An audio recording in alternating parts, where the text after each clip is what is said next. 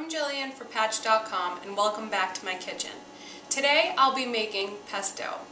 Instead of the traditional basil, I'll be using Swiss chard. Basil really isn't in season right now, and Swiss chard is actually just as tasty and a lot cheaper.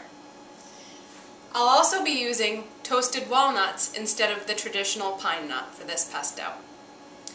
The ingredients start with one big bunch of Swiss chard, and I'm using the red variety, but you can use any variety you'd like. They all taste basically the same. We'll be adding 3/4 cup of olive oil, fresh ground black pepper to taste, 1/4 cup of grated Parmesan cheese,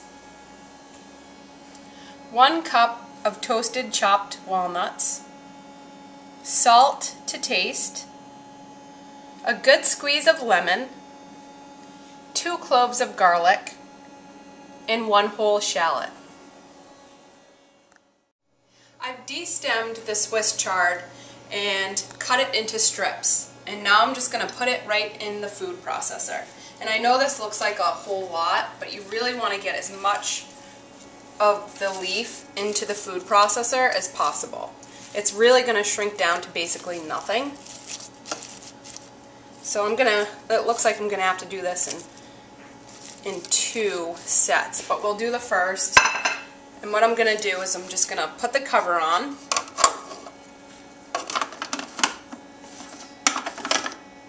There you go. And I'm just going to pulse it the first time so that it shrinks down.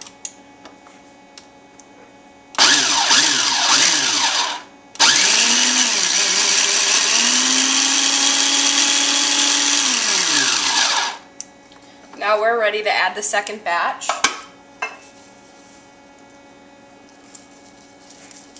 And with this second batch, I'll also start adding the olive oil. I'm going to add the olive oil intermittently as I add the other ingredients. So we'll put this back on, and if you have a food processor that has one of these tubular things, that is the best way to go, because you do want to add the olive oil as you're pulsing. So we'll start putting this on, and I'll add the olive oil.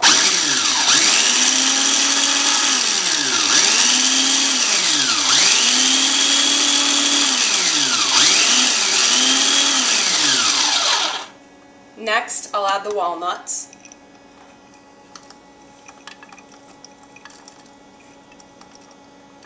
And this I have to be careful with because I know it could spill all over the place.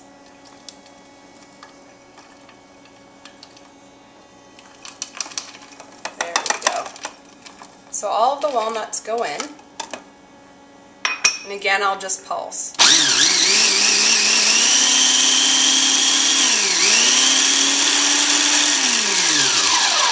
You can see it's starting to come together, but I'm just going to run my spoon around the edges so that it all kind of melts in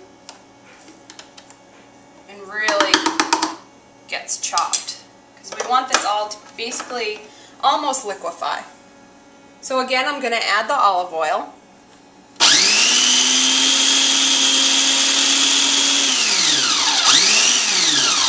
And next, add the Parmesan cheese. And I've just roughly chopped my shallots and garlic, so all of that's going in next. And again,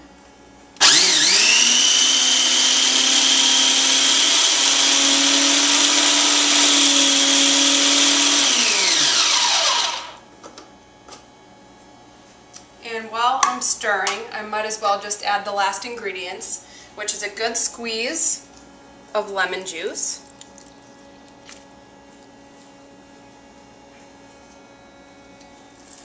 a large pinch of sea salt,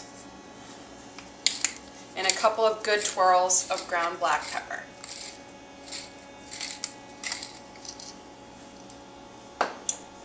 And again, I'm just going to stir this.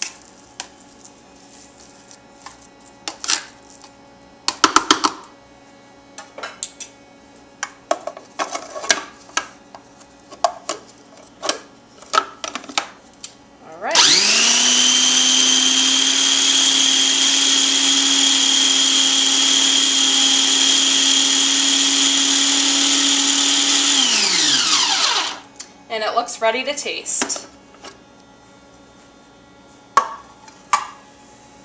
Now if you want a thicker pesto, obviously you add less olive oil. If you want it to be a thinner consistency, add more olive oil, but it's to your liking. This is really good. It's really lemony, but it's rich from the walnuts. It's really, really, really good. You're going to enjoy that on top of the pasta of your choice.